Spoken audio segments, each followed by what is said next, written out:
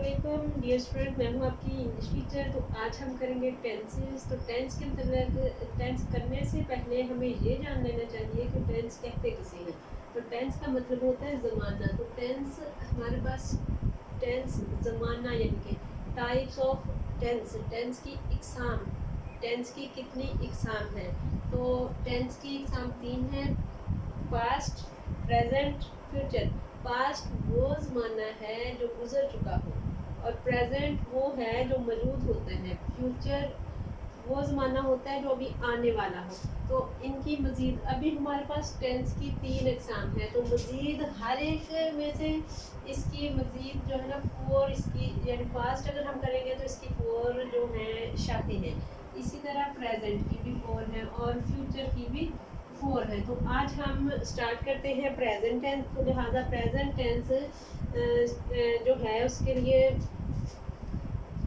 Present tense की जो उर्दू अगर हम यानी कि पहचान के तौर पर देखें ना, तो प्रेजेंट टेंस के आखिर पर जब सेंटेंस, कोई भी सेंटेंस है प्रेजेंट में, तो प्रेजेंट इंडेफिनिट में, प्रेजेंट मौजूदा ज़माना, तो प्रेजेंट की यानी मज़ीद जो इकसाम है वो 4 है। तो सबसे फर्स्ट जो किस्म है वो होती है प्रेजेंट इंडेफिनिट।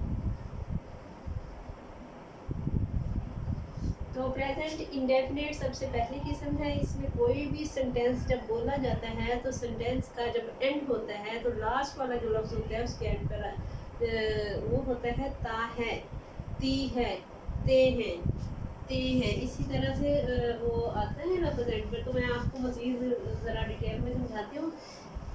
तो देखिए,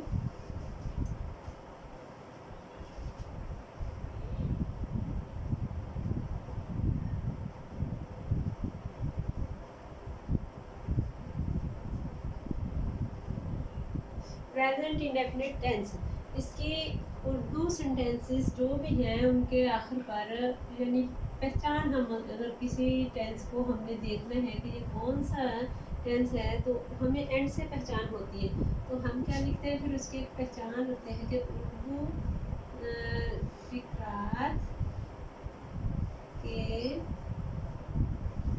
आखिर में लफ्ज़ है, ती है, ते हैं वगैरह आता है। मसलन वो आम खाता है, वो चाय पीते हैं, हम बाजार जाते हैं।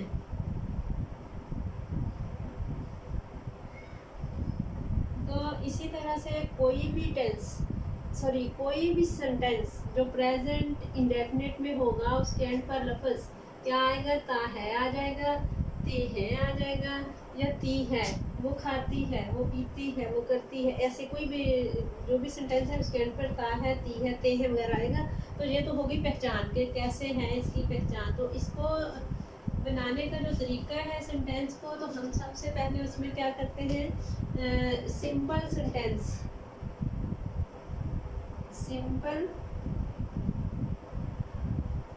सेंटेंस। अगर सिंपल सेंटेंस हो हमारे पास, सिंपल मुराद ये है कि एक बयान दिया गया हो कोई भी, जैसे अभी हमने लिखा है कि वो आम खाता है, वो आम खाता है, इसको कहते हैं सिंपल। ना इसमें नफ़ी की गई है कि वो आम नहीं खाता है, ना इसमें कोई क्वेश्चन पूछा गया है कि क्या वो आम खाता है, इस तरह से नहीं है। जब इस तरह से हो ना हो, यानी जब सिंपल हो, तो उसका जो बनाने का तरीका है उसमें हम सबसे पहले क्या लिखते हैं, सब्जेक्ट। सब्जेक्ट किसे कहते हैं, काम करने वाले को। उसके बाद हमारे पास इसमें सब्जेक्ट के बाद आता है वर्ब। तो क्या लिखेंगे, वर्ब। तो वर्ब के बाद हमारे पास जो सिंपल में है वो एंड पे जो भी सेंटेंस में बन जाएगा ना वो ऑब्जेक्ट होगा। सब्जेक्ट काम करने वाला, वर्ब जो भी कोई काम हो रहा है, और ऑब्जेक्ट इसके सब्जेक्ट और वर्ब के अलावा सेंटेंस में जो कुछ भी मौजूद है वो ऑब्जेक्ट होता है। अब हमें सब्जेक्ट, वर्ब, इन चीज़ों की पहचान हो अच्छे से कि सब्जेक्ट कौन है, काम करने वाला। तो मैं इधर लिखती हूँ ज़रा डिटेल से कि सब्जेक्ट काम करने वाला, और वर्ब जो काम हो रहा हो, और ऑब्जेक्ट बाकी जुमला ऑब्जेक्ट होता है, ऑब्जेक्ट। ठीक है, अब सब्जेक्ट कौन है? काम करने वाला है हमारे पास। वो आम खाता है। खाने वाला अब देखेंगे कि कौन है, तो खाने वाला वो है। तो हम क्या लिखेंगे? सबसे पहले सब्जेक्ट, तो क्या आ गया? ही। वो आम खाता है। अब हमें लिखना है वर्ब। तो अच्छा, मजीद ये भी कि वर्ब कौन सा यूज करना है आपने? वर्ब की फर्स्ट फॉर्म,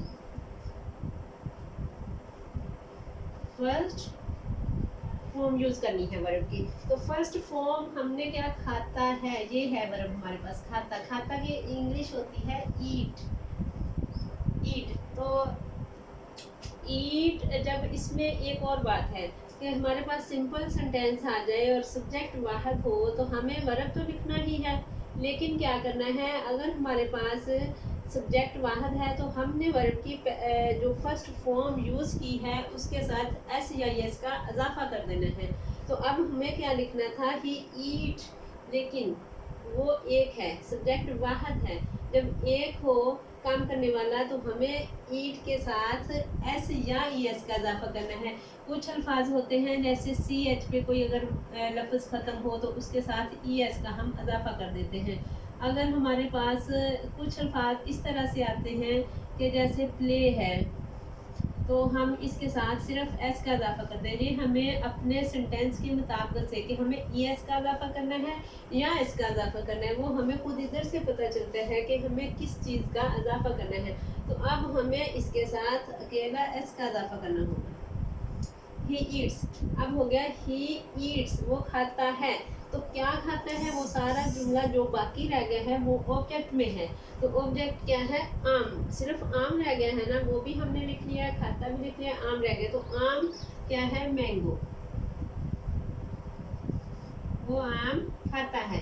तो अगर होता वो आम खाते हैं, ये देखिए, अब इसमें भी वो है, लेकिन इधर से पता चल रहा है वो जो है वो सिंगल है या प्लूरल है, यानी कि हमें इससे पता चला कि खाते हैं। खाते जब आ गया है तो हमें पता है कि ज़्यादा लोग हैं वो, तो हम वो को किस में ट्रांसफ़र करेंगे? हम करेंगे दे। तो दे के साथ अब देखें, ये पॉइंट नोट करना कि वो लोग अब ज़्यादा हो गए, काम करने वाले लोग ज़्यादा हो गए। अब हम फर्स्ट फॉर्म के साथ एस या एस का इजाफा नहीं करेंगे, तो हम लिख देंगे ईट, दे ईट मैंगो।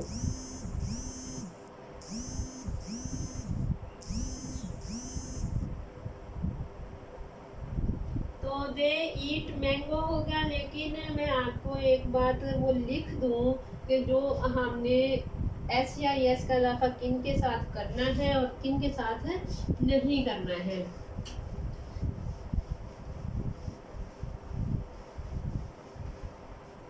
नोट लिखने में तो ये होता है कि हमें पता चले कि एस या एस का इजाफा किससे करना है, कोई पता नहीं है। लेकिन तो अगर आपके पास अगर सब्जेक्ट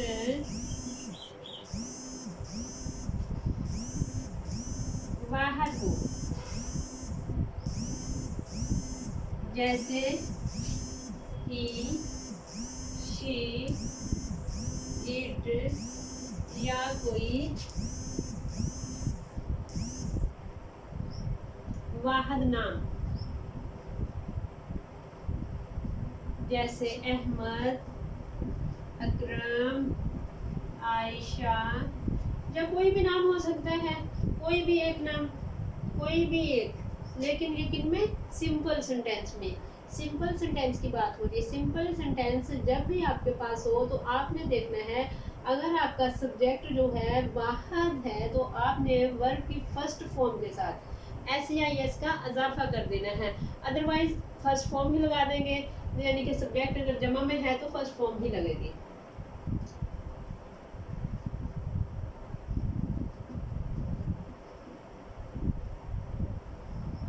आयशा के साथ नहीं, वर्ब की फर्स्ट फॉर्म के साथ लिखना था। अगर सब्जेक्ट वाहद हो जैसे ही, शी, इट, या कोई वाहद नाम जैसे अकरम, अहमद, आयशा, तो हम वर्ब की फर्स्ट फॉर्म के साथ एस या एस का इजाफा करते हैं। तो एस या एस का इजाफा किसके साथ करते हैं, ये बात कंफर्म हो गई आपको कि बाहर सब्जेक्ट है तो एस या एस का इजाफा करना है, अदरवाइज आपने वो एस या एस का इजाफा नहीं करना, फर्स्ट फॉर्म ही लगा देनी है। ये थी सिंपल सेंटेंस बनाने की, जो एक कैसे इनको बनाना है, ये सिंपल सेंटेंस के बारे में था। अगर आपके पास हो नेगेटिव सेंटेंस के लिए फर्ज किया, ये तो सिंपल था, तो नेगेटिव अगर आ जाए, नेगेटिव सेंटेंस कहते हैं जिसमें नफी की गई हो किसी काम की। मसलन वो काम नहीं करते हैं, अब नफी हो गई है, नहीं आ गया है, तो नेगेटिव जब भी होगा उसमें नहीं होगा। तो इसकी हमें क्या करना है, सबसे पहले सब्जेक्ट, मैं इधर जगह कम है तो थोड़ा इधर करके लिख दूँ ताकि आपको समझ आ जाए। सब्जेक्ट सबसे पहले जब नेगेटिव बनाना है जिसमें नफी हो गई है किसी काम की, सबसे पहले सब्जेक्ट, उसके बाद, यानी हमें सिंपल में लिया था वर्ब सब्जेक्ट के बाद, तो अब हमें क्या करना है, सब्जेक्ट के बाद हेल्पिंग वर्ब यूज़ करना है। हेल्पिंग वर्ब, तो हेल्पिंग वर्ब मेन वर्ब से पहले यूज़ होता है। हेल्पिंग वर्ब क्या क्या है इसके, एक तो होता है डू और या फिर डज, ये दो इसके हेल्पिंग वर्ब हैं। तो ये भी मैं आपको बताती हूँ, डू किसके साथ यूज़ करना है और डज किसके साथ यूज़ करना है। तो मज़ीद आगे देखें तो वर्ब है हमारे पास, तो वर्ब के साथ हमें क्या वर्ब की फर्स्ट फॉर्म लगानी है, ठीक है ना, फर्स्ट फॉर्म, वर्ब की फर्स्ट फॉर्म हो गई। अब नेगेटिव में फर्स्ट फॉर्म ही लगानी है, एस या एस का इजाफा कोई नहीं करना। बेशक कोई सब्जेक्ट आपके पास सिंगुलर हो या प्लूरल हो, तो आपने फर्स्ट फॉर्म ही यूज़ करनी है, और उसके बाद आ गया ऑब्जेक्ट। तो ये जो डू और डज का मसला है, ये मैं आपको बताती हूँ। डू आपके पास कोई जमा है, सब्जेक्ट जमा की सूरत में है तो डू, अगर बाहर की सूरत में है तो डज। क्या लिखेंगे, जमा के साथ डू और वाहद सब्जेक्ट के साथ डज। ये हमें डू या डज कैसे पता चलेगा, अगर हमारा सब्जेक्ट जो है वो सिंगुलर होगा तो हमें लिखना है डज, अगर प्लूरल होगा तो हमें लिखना है डू। तो ये डू और डज, ज़्यादा लोग अगर काम करने वाले हैं, यानी सब्जेक्ट हमारा जमा है तो डू आ जाएगा, अगर हमारा सब्जेक्ट वाहिद है तो हम डज यूज़ करेंगे। तो आइए देखते हैं सेंटेंस कैसे बनेगा। वो काम नहीं करते हैं, अब नहीं करते हैं, वो काम नहीं करते हैं, तो हमें जो वो था, ये हमारा हो गया सब्जेक्ट, तो हम लिखेंगे सब्जेक्ट में वो क्या है, ही है, शी है या दे है, ये हमें इधर से पता चलता है। अब हमें क्या पता चलेगा, वो क्या है, वो काम नहीं करते हैं, ज़्यादा लोग हैं तो हम क्या करेंगे, वो को दे लिख लेंगे, दे तो हो गया वो।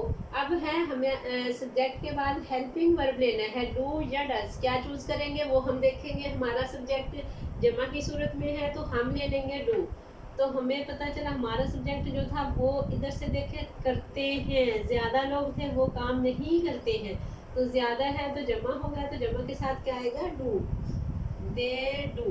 तो अब एक बात, जो इधर हेल्पिंग वर्ब के बाद नाट लगाते हैं, हेल्पिंग वर्ब फिर नाट और उसके बाद वर्ब और उसके बाद ऑब्जेक्ट। अब हमारा हेल्पिंग वर्ब के बाद क्या आ जाएगा, नाट, do not, they do not. अब हमारे यहाँ तक सेंटेंस हो गया। अब आगे हमें लेना है वर्ब, तो वर्ब इसमें क्या है, वो काम नहीं करते हैं, करते हैं, ये वाला हमारा वर्ब है।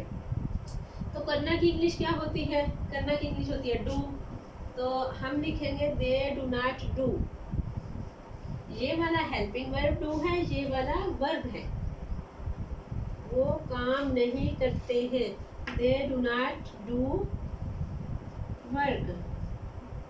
तो ठीक है। अच्छा, इसी तरह से अगर कोई और सेंटेंस होता है, यानी कि इसमें डू आप ये ना ज़रा भी पजल ना होना कि डू इधर भी आ गया इधर भी, ये तो हमारा हेल्पिंग वर्ब है, ये हमारा वर्ब है, ठीक है ना। तो अगर होता हम बाजार नहीं जाते हैं। अब हम जो है वो सब्जेक्ट कौन सा है, जमा का है, तो हम वी होता है, तो हम लिखेंगे वी, तो वी भी जमा हो गया तो साथ डू आ जाएगा, वी डू नॉट। तो अब जाते हैं, जाते, जाते की इंग्लिश यानी कि जाना से है ना जाते, तो हम क्या लिखते हैं, गो होता है, we do not go to बाजार।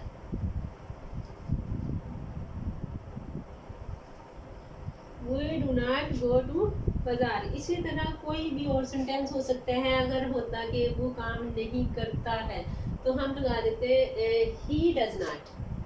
अगर होता वो काम नहीं करता है, यानी वो काम नहीं करता है। ये देखिए, वो था वो काम नहीं करते हैं, तो हमें लगाया डू। अब है वो काम नहीं करता है, वो करने वाला सब्जेक्ट जो होता है वो अब हमारे पास सिर्फ एक है, तो हम क्या लिखेंगे, ही। तो ही के साथ हेल्पिंग वर्ब कौन सा यूज करेंगे, डू या डज में से। हमें पता है वाहद हो, अगर सब्जेक्ट वाहद हो तो डज, अगर सब्जेक्ट जमा हो तो डू। अब हमारा सब्जेक्ट जो है वो वाहद की सूरत में है, तो हम लगाएंगे does. He does not, not तो आना ही हेल्पिंग वर्ब के फौरन बाद है। ही डज नॉट, अब करना की इंग्लिश तो डू होता है, he does not do.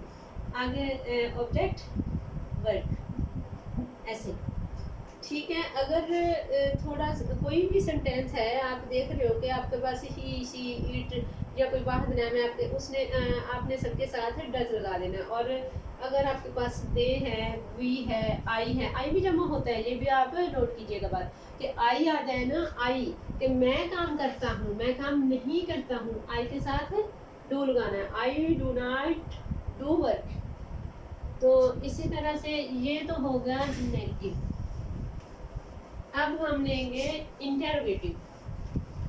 Interrogative कौन से सेंटेंस होते हैं जिनमें कोई क्वेश्चन पूछा जाता है, कोई बात पूछी जाती है हमसे कि क्या क्या यानी कि होते हैं, क्या वो काम करता है, क्या वो सबक याद करता है, क्या वो बाजार जाता है, इस तरह से ना क्या में आ जाती है बात, तो इसको हम इंटेरोगेटिव सेंटेंस कहते हैं। इंटेरोगेटिव सेंटेंस, इसमें हम क्या करेंगे, सबसे पहले जो है हेल्पिंग वर्ब शुरू में ले आएंगे। हेल्पिंग वर्ब के बाद सब्जेक्ट है, फिर हमारे पास वर्ब है, उसके बाद ऑब्जेक्ट है। तो क्या कोई भी सेंटेंस लिख सकते हो, मैं सबक, सॉरी क्या आना था, क्या मैं सबक याद करता हूँ, क्या, तो एंड पे क्वेश्चन मार्क, क्या मैं सबक याद करता हूँ। तो अब हमारा हेल्पिंग वर्ब वही है, डू या डस जो भी है, और सब्जेक्ट वही सारा कुछ है, लेकिन क्या जो है ना वो शुरू में है। क्या कोई सेंटेंस पूछा गया, हमसे कोई बात पूछी जा रही है, तो हम हेल्पिंग वर्ब फिर शुरू में लगाते हैं। हेल्पिंग वर्ब अब आई है, काम जो करने वाला है ना वो सब्जेक्ट, यानी कि सब्जेक्ट हमारा आई बनता है। तो आई के साथ कौन सा हेल्पिंग वर्ब होता है, डू। तो हम डू शुरू में ले आएंगे, डू आई याद करता हूँ। अब हेल्पिंग वर्ब हो गया, सब्जेक्ट हो गया, अब वर्ब की बारी है। तो वर्ब क्या है, याद करना। याद करना होता है लर्न, डू आई लर्न। तो कौन सा हमारा वर्ब भी हो गया, ऑब्जेक्ट रह गया, तो क्या हो गया, मैं भी हो गया, याद करता हूँ भी हो गया, बाकी सेंटेंस जो भी बच गया वो ऑब्जेक्ट में चला जाएगा। तो ऑब्जेक्ट में क्या है, सबक, do I learn the lesson. तो एंड में हमारा होता है क्वेश्चन मार्क, तो do I learn the lesson. इसी तरह से अगर होता क्या वो सबक याद करते हैं, तो हमने लिखना था do they learn the lesson. अगर होता क्या वो सबक याद करती हैं, क्या वो सबक याद करती हैं, तो लिखना था डज, डज आ जाना था शुरू में। Does she learn the lesson.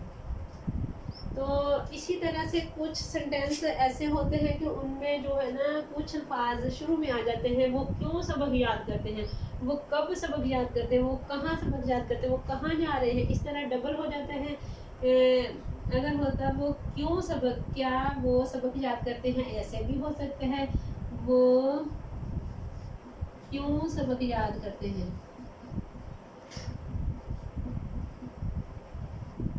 वो क्यों सब, ये भी इंटरोगेटिव में आता है कि वो क्यों सबक याद करते हैं। तो क्यों हम उससे भी पहले ले आते हैं, हमारा जो हेल्पिंग वर्ब होता है उससे भी पहले हम क्यों को ले आते हैं। क्यों हमारे पास क्यों की इंग्लिश क्या होती है, वाई।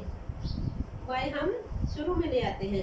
तो अगर अच्छी तरह से WHY वाई, तो ये देखिए क्यों हम शुरू में ले आए, वो क्यों सबक याद करते हैं। तो बाकी सारा सेंटेंस ऐसे ही है।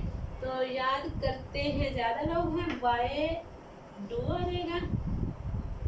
Why do they learn the lesson, ऐसे। तो इसी तरह से व्हेन हो सकता है, वाई हो सकता है, वेयर हो सकता है, हु हो सकता है। कुछ इस तरह से कुछ अल्फाज यूज़ होते हैं जो कि सेंटेंस को डबल इंटेरोगेटिव कर देते हैं। तो हम उनको उससे भी पहले ले आते हैं, डू डज से भी पहले ले आते हैं इस तरह के अल्फाज को। जी मुझे उम्मीद है कि आपको समझ आई होगी। इंशाल्लाह ये हमारा लेक्चर ख़त्म हुआ, आइंदा मिलेंगे।